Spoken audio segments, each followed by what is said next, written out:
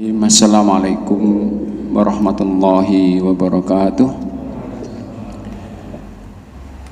Innal hamdalillah nahmaduhu wa nasta'inuhu wa nastaghfiruh wa na'udzu billahi min syururi anfusina wa min sayyiati a'malina. May yahdihillahu fala mudhillalah wa may yudlil falan tajida lahu waliyan mursyida.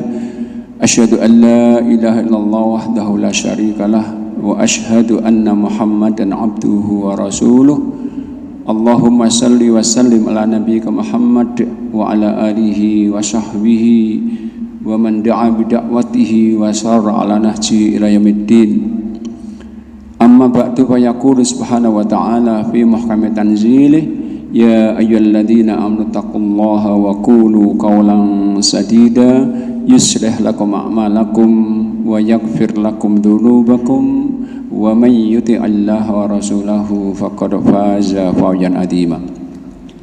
Para jamaah sekalian, bapak-bapak, ibu-ibu rahimakumullah, alhamdulillah kita bersyukur kepada Allah Ta'ala yang malam hari ini telah berkenan untuk memberikan kita kemudahan dan taufiknya sehingga kita bisa hadir di rumah Allah yang kita cintai ini dalam upaya kita untuk berdarah padanya tentunya.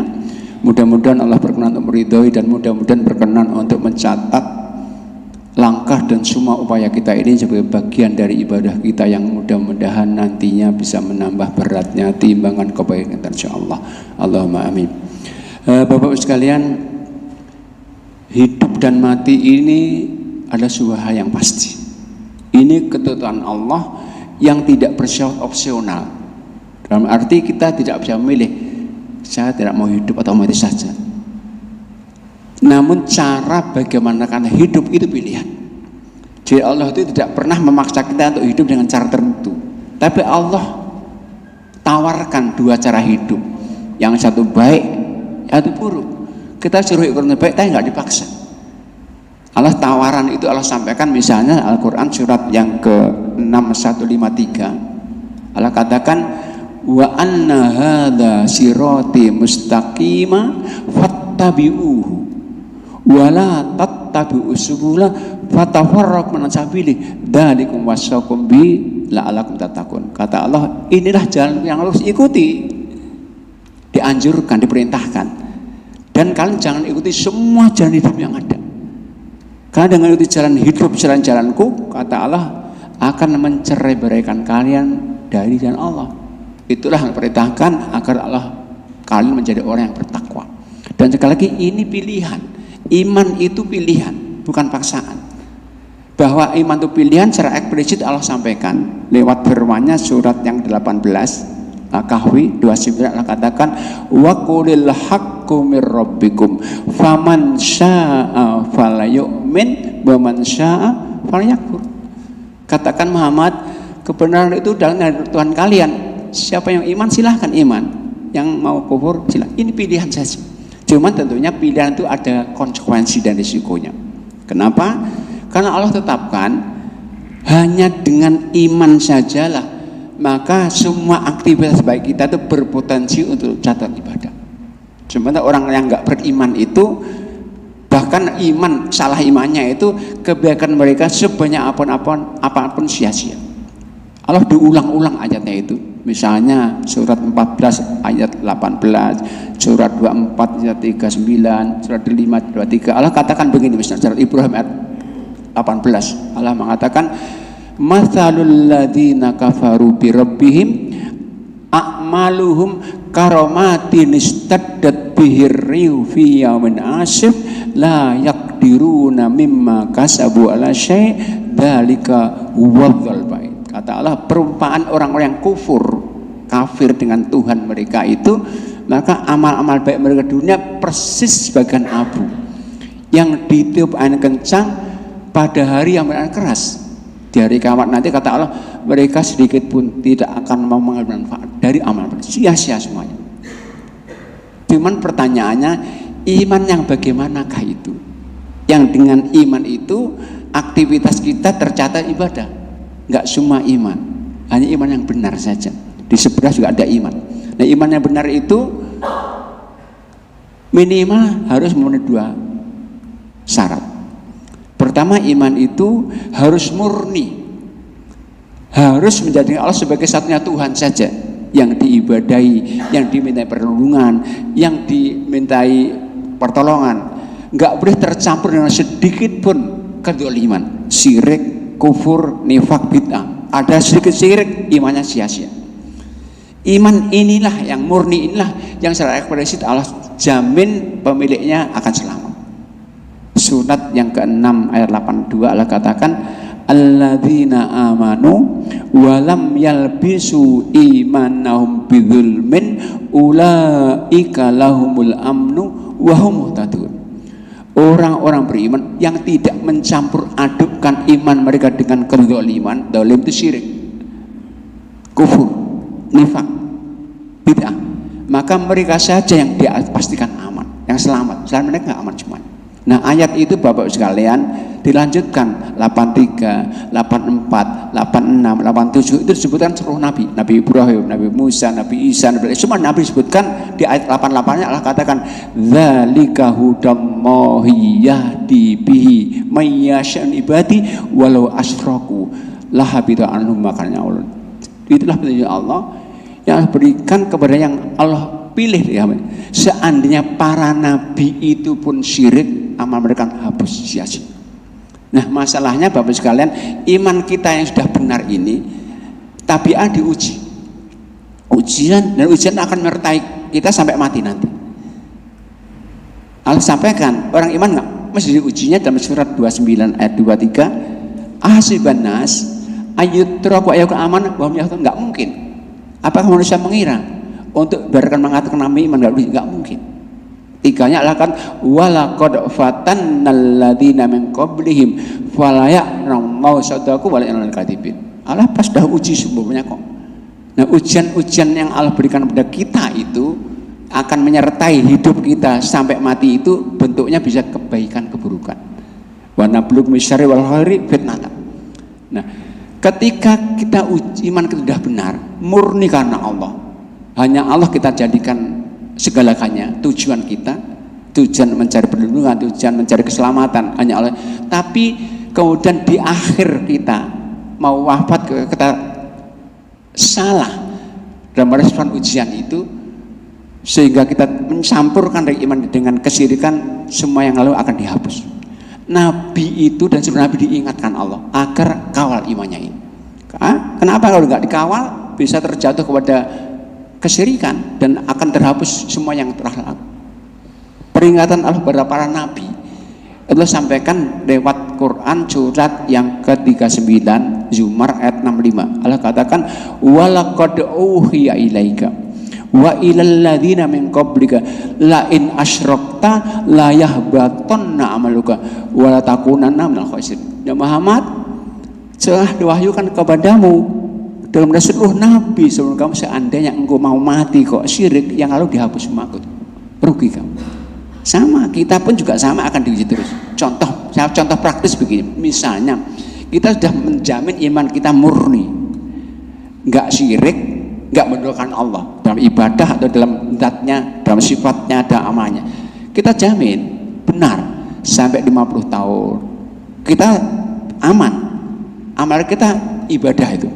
Tapi misal di akhir hayat kita diuji, tapi ujiannya keburukan, sakit misalnya, sakit kita ternyata berobat, kita berobat, cuman masalahnya berobat ke dokter nggak sembuh, pindah dokter nggak sembuh, macam merasa pindah-pindah nggak sembuh. Di saat kita upaya obat nggak sembuh itu, tiba-tiba ada seorang teman datang kita menawarkan pengobatan alternatif, apapun namanya, termasuk ponari. Kok kita terima? Semua dihapus. Kenapa? Doa yang kita ucapkan saat kita sakit apa? La syifaa illa, hanya Allah saja. Kok kita mengatakan temari penyembuh, mendoakan Allah, langsung hapus, terhapus semuanya. Maka kawal imannya sampai mati. Itu yang pertama syarat iman ya. Iman yang kedua harus menyangkut tiga aspek. Ucapan nggak cukup, karena Allah telah menolak pernyataan imannya orang-orang Arab karena sekadar ucapan saja. Jadi suatu saat ada satu kelompok orang-orang Badui, orang Arab, datang ke Nabi, maunya minta bagian dari sedekah, zakat. Mereka datang teriak-teriak, amanna, amanna. Kami iman Muhammad, kami iman Muhammad. Tapi karena Allah tahu mereka imannya ucapan saja, maka Allah nyatakan, sampaikan kepada Nabi surat 49 ayat 14. Hujurat 14 ayat, qalatil arabu amanna. Kata Allah, qul lam tu'minu walakin qulu aslam walamma yatul iman. Jadi katakan Muhammad, kalian belum beriman. Kalian hanya berislam saja, nyerahkan saja. Iman belum masuk lagi dari kalian. Maka iman itu nggak cukup ucapan. Maka ada seorang mu'alaf bersyahadah, itu belum mukmin, masih muslim, nikah nggak sah. Sekarang banyak di kita kan langsung syahadah nikah, nggak boleh. Karena iman itu minimal dia harus percaya dengan rukun iman yang 6.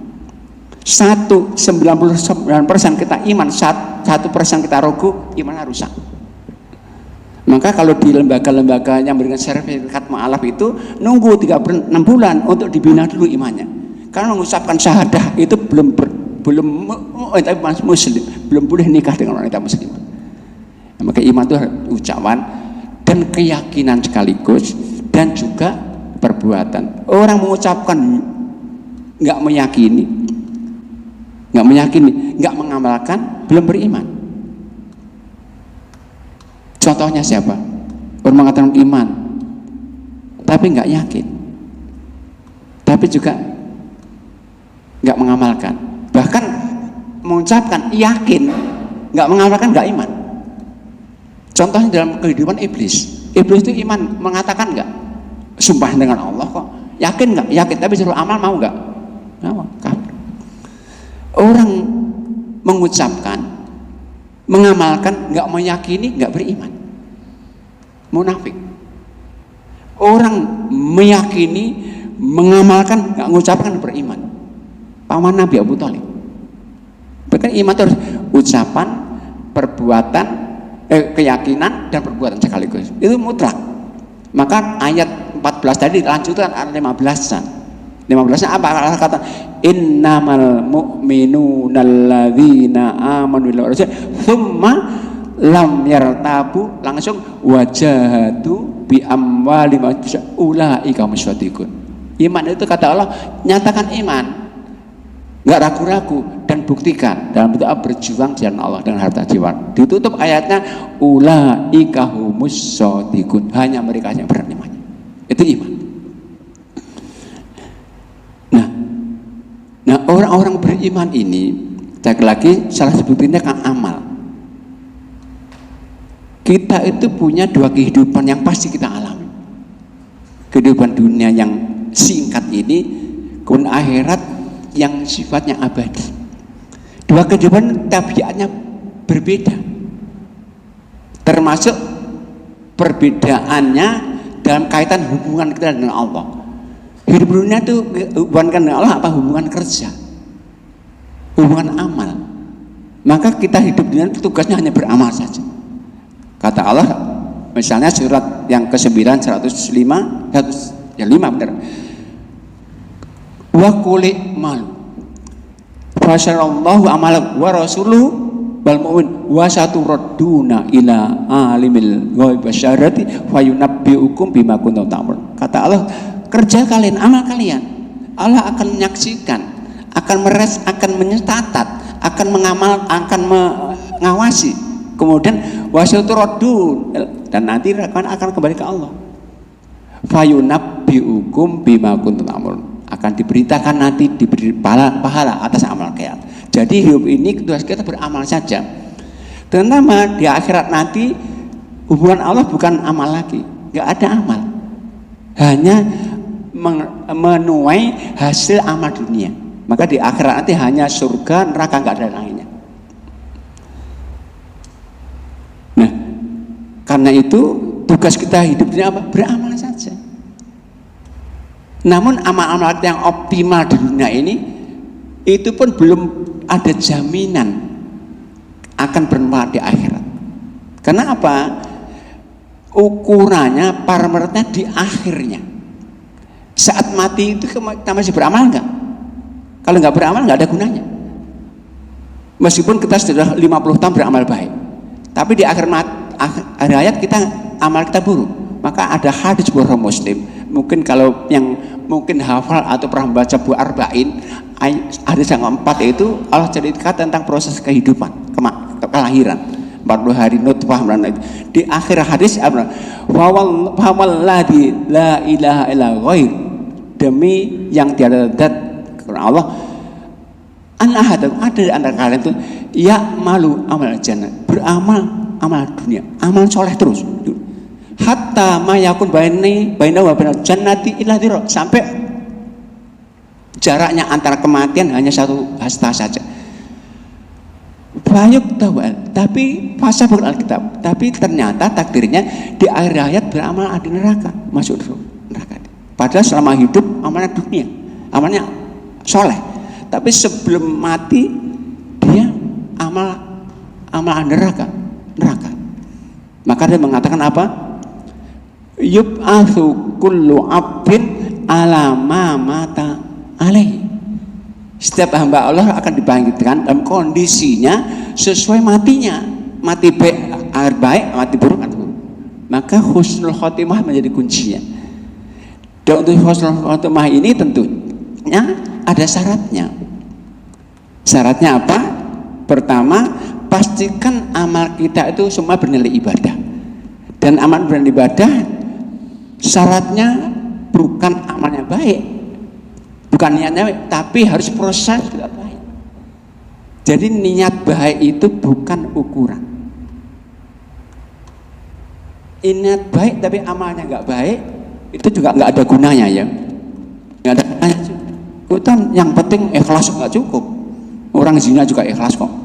Kan ikhlas juga mereka itu. Nggak cukup. Tapi harus pastikan amal itu baik. Nah, amal baik itu ukurannya ketika sesuai aturan.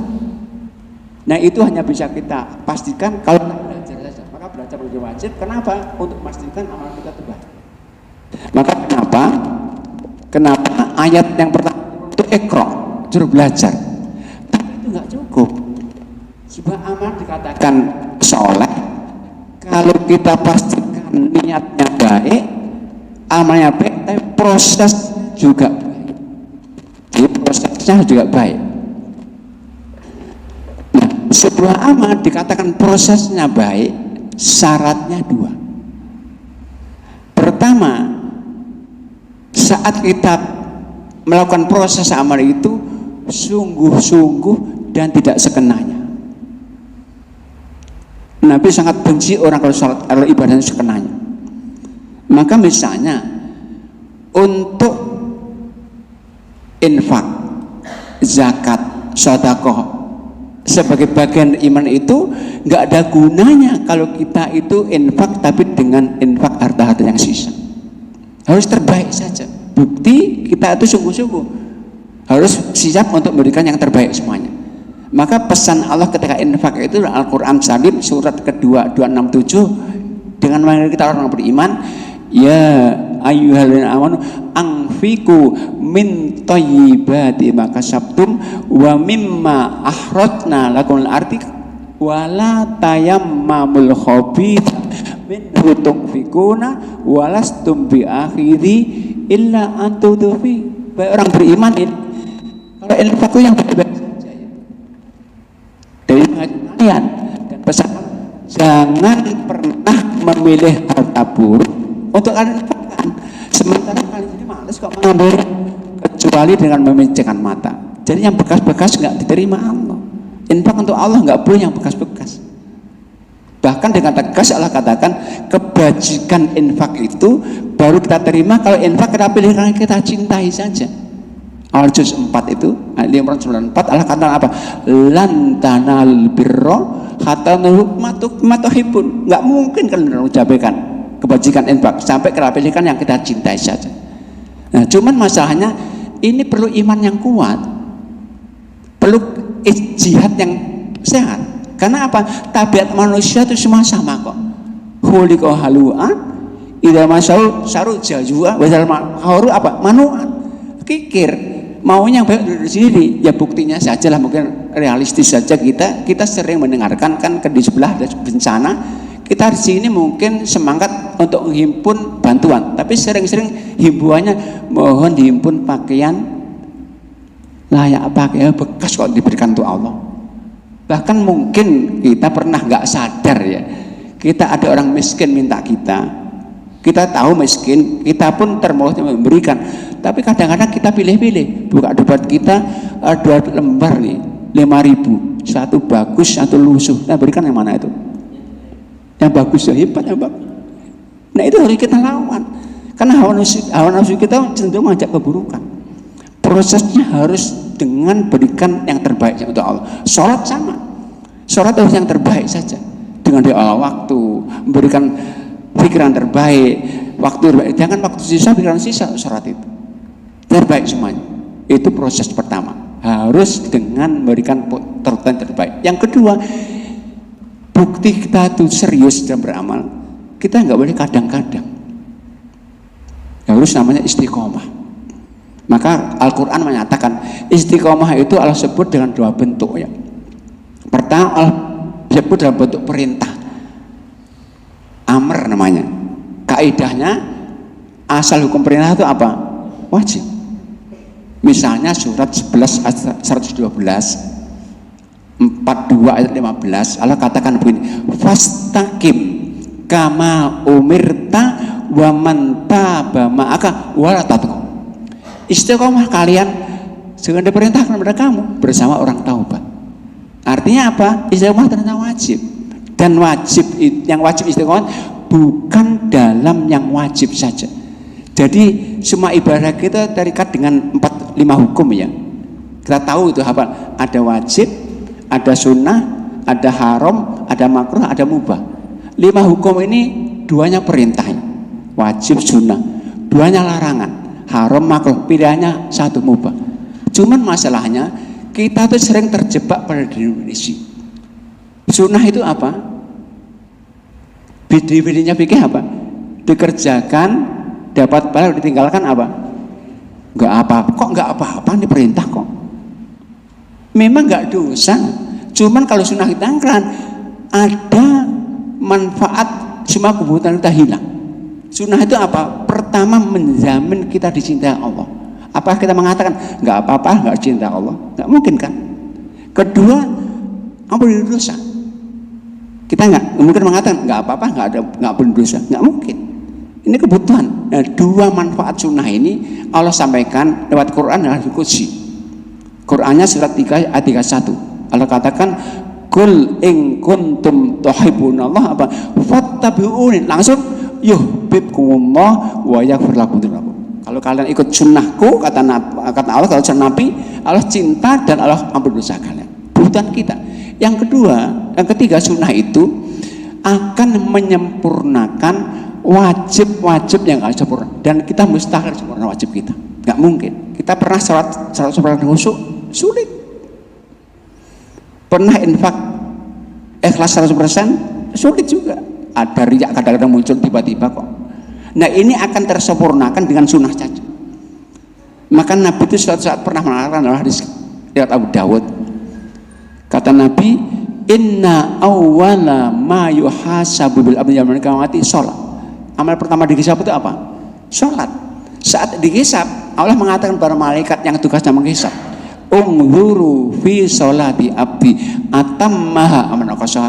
Periksa malaikat sholat hambaku ini yang wajib, sempurnakah atau enggak sempurna?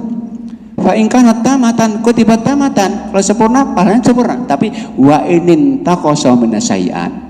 Kalau nggak sempurna ternyata kurang ikhlasnya, kurang khusyuknya, kurang taharahnya. Allah katakan, hal li abdi minta tahu.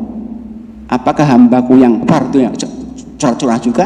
Kalau sholat sunnah juga, kata Allah, atimmu li abdi faridatahu minta tahu. Sempurnakah kurang-kurang dengan sunnah? Ini perlu. Kita butuh penyempurnaan nih wajib-wajib kita yang nggak sempurna. Puasa kita, zakat kita, infak kita, yang wajib-wajib itu nggak mungkin sempurna, hanya tersempurna dengan sunnah saja. Maka jangan pernah meninggalkan sunnah. Maka Nabi itu nggak pernah meninggalkan sunnah loh ya, kecuali udzur syar'i, karena sunnah itu penting. Nah, itu sunnah. Nah, fungsi sunnah yang keempat ini kebutuhan kita. Sunnah itu membentengi kita dari gangguan korin kita. Jadi kita itu, setiap kita itu ada jin namanya korin. Sejak lahir sampai mati nanti itu yang bisiki buruk terus itu. Yang membentengi agar jin itu enggak merusak kita, bisikannya enggak manfaat, itu kita sunnah saja. Maka sunnah itu penting. Maka contohnya begini, dari semua gerakan kita ada sunnahnya ya. Kita keluar rumah ada sunnahnya enggak? Masuk rumah mau makan, habis makan masuk kamar kecil ada sunnah. Nah sunnah itu doa, itu sunnah saja. Tapi sunnah ini membantu kita untuk menjauhkan jin dari kita. Buktinya apa? Nabi mengatakan begini, kalau seorang muslim keluar rumah baca doa sunnah, Bismillahi tawakkaltu la haula la haula wala billah, dikatakan laqad hudita wa kufita wa wukita wa tal syaiton wa yaquli ashabi kafa bika birajul qad wuqiya. Jadi ketika kita membaca doa itu sunnah ini dikatakan engkau telah dapat petunjuk, kecukupan dan dijaga dari setan. Setan pun lari dari kita. Dan mengatakan teman-teman, nggak mungkin kalian mengganggu orang ini. Tapi kalau kita nggak baca doa, setan ganggu. Contohnya, orang kalau masuk rumah sunnahnya doanya apa? Bismillah atau salam kan? Kalau nggak kita baca, apa yang terjadi? Setan tidurnya medek, ajak teman-temannya. Kalau kita makan, doanya apa? Bismillah. Kalau nggak baca Bismillah apa? Setan makan bersama, ajak teman-temannya.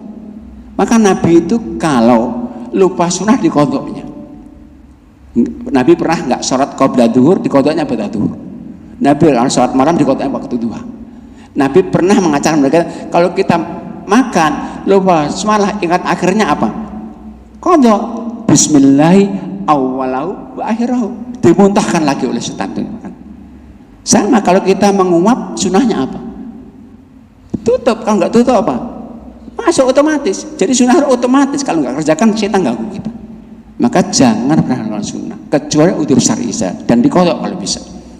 Nah kata itu. Jadi sekarang ini istiqomah. Bahkan Nabi itu pernah berwasiat kepada sahabat namanya Abdullah bin Amr bin As. Ya Abdullah, la takun mithla fulanin kana yaqumul laila thumma taraka qiyamal. Ya Abdullah, engkau jangan tiru fulan loh ya. Dulu dia biasa sholat sunnah malam, tapi sekarang tinggalkan, gak istiqomah. Nabi. Maka istiqomah itu wajibnya yang sunnah sekaligus. Itu pertama. Yang kedua, Quran itu menyebut istiqomah dalam bentuk khobar, berita. Yang artinya apa? Berarti bisa wajib dia menjadi kebiasaan, karakter. Itu 2 kali saja Allah sebut. Surat 41 ayat 30, Fussilat, dan surat 46 ayat 13-14. Allah katakan begini, surat 46-nya, Ahqaf-nya. Innalladzina qalu rabbunallahu tsumma istaqamu fala khaufun alaihim wa lam yahzan ulaika ashabul jannati khalidina fiha jazaa'an bima kanu ya'malun. Ayat 41-nya 30-nya innalladzina qalu rabbunallahu tatanazzalu alla takhawwa sama. Jadi redaksinya beda tapi langsung disebut penghuni surga. Artinya kalau istiqomah itu menjadi kebiasaan kita, itu jaminannya kita husnul khotimah. Jaminan. Kenapa? Ajal kita itu kalau sudah datang itu semua aktivitas berhenti. Yang kita anggap milik habis, milik orang lain itu. Kecuali amal soleh saja. Sementara ajal itu datangnya nggak bisa kita prediksi. Nah kalau orang itu nggak istiqomah, saat ajal tiba bisa jadi saat yang istiqomah itu maka sulh khotimah dia. Tapi orang kalau istiqomah maka kapan pun ajal tiba mesti dalam kebaikan, maka jaminnya husnul khotimah. Maka kunci untuk husnul khotimah hanya istiqomah saja. Cuman untuk istiqomah itu bukan perkara gampang, sulit sekali, sangat sulit. Sampai Nabi dikatakan begini, sayyabatni Hud wa akhwatuha. Surat Hud dan teman-temannya itu membuat aku ubahana. Diriwayatkan, ditanya kenapa? Karena ada perintah istiqomah. Maka istiqomah itu berat. Karena berat kita nggak boleh sekenanya. Allah mengatakan untuk istiqomah itu ada 3 yang harus kita lakukan. Mutlak ini. Pertama, jangan pernah ibadah kecuali serius saja. Berikan semua yang terbaik, waktu terbaik, pikiran terbaik, harta terbaik. Yang kedua, kita itu manusia, seoptimal apapun upaya kita, namanya manusia, iman kita itu fluktuatif. Maka kedua syaratnya apa? Pastikan kita itu mampu untuk menciptakan lingkungan di mana hidup, lingkungan yang baik. Kenapa? Lingkungan itu berpengaruh. Sampai Anda mengatakan almar'u ala dini khalili. Agama orang itu tergantung pada temannya loh ya. Maka hendaknya milih siapa yang teman. Kalau kita tuh teman kita buruk akan rawan. Maka itu kalau kita itu punya teman baik, ketika kita lemah disemangati, salah diingatkan. Pastikan lingkungan di rumah kita, tempat kerja kita, teman kita, lingkungan yang siap untuk saling mengingatkan. Maka dalam Quran itu ada satu surat pendek Bapak sekalian yang kita hafal semua, itu Al-Asr. Dia katakan wal asri innal insan lafi khusr, cuma rugi manusia kecuali siapa? 3 itu. Iman, amal soleh cukup? Tidak cukup. Ada tawasul. Kan manusia itu fluktuatif banyak. Kalau nggak ada yang tawasul, bisa kalau saat down dia terus, saat nggak semangat terus lemah dia. Maka perlu kita punya teman-teman baik yang siap untuk saling mengingatkan, saling memberi semangat. Itu kedua. Ketiga, di samping upaya 2 tadi, yang itu ikhtiar belaka, yang nggak ada jaminannya berhasil. 3, pastikan kita tuh nggak pernah meninggalkan doa. Doa itu ada upaya untuk mengetuk pintu langit agar ikhtiar kita dikabulkan. Maka Allah itu sangat benci orang nggak doa. Allah sangat suka, senang orang sering doa. Karena Allah suka kalau hambanya itu butuh. Diwujudkan butuh doa. Nah, doa-doa istiqomah itu banyaknya. Dan ini ajarkan. Di antaranya surat ketika ayat 8 itu Rabbana la tuzigh qulubana. Di antara Allahumma ya muqallibal qulub tsabbit qulubana ala dinik. Di antara surat Yusuf ayat 101 tawaffani musliman wa alhiqna bisolih. Itu doa istiqomah wajib kita lakukan. Untuk apa? Untuk mengetuk pintu langit agar ikhtiar kita dimudahkan Allah Ta'ala. Dan Nabi mengajarkan kepada seorang hamba yang dicintainya, Mu'ad, ya Mu'ad, inni uhibbuk, sangat cinta padamu. Jangan lupa ya, sehabis sholat fardu, zikir, jangan pernah dengan doa.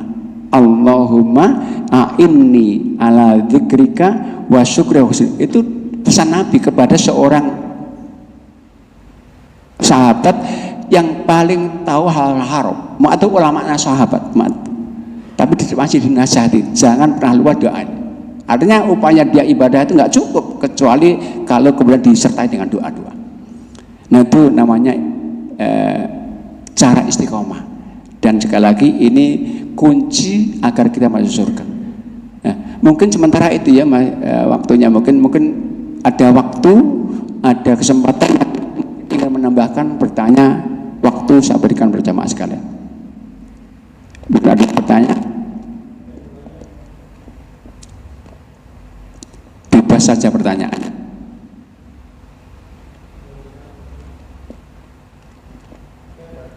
Ada disebutkan, kalau ditambah nggak cukup aja. Mungkin sementara apakah kita cukupkan, dan tentunya ada khilaf tentunya.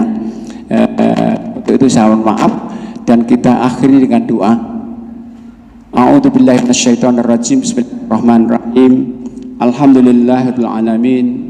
Hamdan yuwafi ni'amahu wa yukafi'u mazidah. Ya Rabbana lakal hamdu kama yanbaghi li jalali wajhika wa adhimi sultanik. Allahumma salli wa sallim ala nabiyyika Muhammad wa ala alihi wa sahbihi wa sallim tasliman katsira. La ilaha illa anta subhanaka inna kunna minadh dhalimin. Rabbana dhalamna anfusana wa illam taghfir lana wa tarhamna kunanna minal khasirin. Rabbana ighfir lana wa li ikhwanina alladziina sabaquna bil iman wa la taj'al fi qulubina ghillan lil ladziina amanu rabbana innaka ra'ufur rahim. Rabbana faghfir lana dzunubana wa kaffir 'anna sayyi'atina wa tawaffana mal abrar Rabbana wa atina ma wa'adtana ala rusulika wa la tukhzina yaumal qiyamati innaka la tukhliful mi'ad. Allahumma a'inna ala dzikrika wa syukrika wa husni ibadatik. Allahumma a'inna wa la tu'in alaina wansurna wa la tansur alaina wamkur lana wa la tamkur alaina wahdina wa yasil huda ilaina. Allahumma ansurna ala man bagha alaina. Allahumma ja'alna laka syakirin, laka rohibin, laka muti'in, ilaka mukhbitina awwabina munibin. Allahumma taqabbal taubatana wa ghsil haubatana wa ajib da'watana wa thabbit hujjatana wahdi qulubana wa saddid alsinatana waslul sahimata qulubina. Allahumma ya muqallibal qulub tsabbit qulubana ala dinik wa ya musarrifal qulub sarrif qulubana ala ta'atik. Allahumma qfina bihalalika an haramik wa aghnina bi fadlika man siwak. Rabbana hab lana min azwajina wa dhurriyyatina qurrata a'yun waj'alnal muttaqina imama. Rabbana atina fid dunya hasanah wa fil akhirati hasanah wa qina adzabannar. Tawaffana muslimin wa alhiqna bis shalihin. Wa subhana rabbika rabbil izzati amma yasifun wa salamun alal mursalin walhamdulillahi rabbil alamin. Kurang lebih maaf. Assalamualaikum warahmatullahi wabarakatuh.